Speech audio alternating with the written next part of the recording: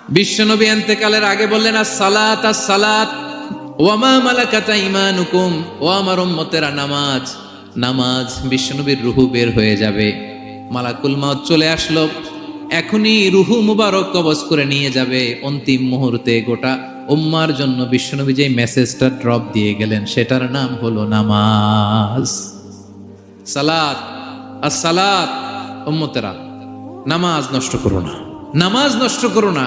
আউয়ালু মা ইউহাসাবু বিহিল আবদু ইয়াউমাল কিয়ামাতি আস-সালাহ। কিয়ামতের ময়দানে সর্বপ্রথম আল্লাহ যে জিনিসটার হিসাব চাইবেন সেটা কি? ফা ইন সালুহাত সালুহা সাইরু আমালি। এটা যদি ঠিক হয়ে যায় পুরো আমলনামা ঠিক হয়ে যাবে। ওয়া ইন ফাসাদাত ফাসাদা সাইরু আমালি।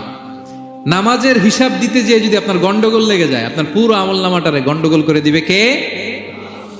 এজন্য সবার আগে সালাত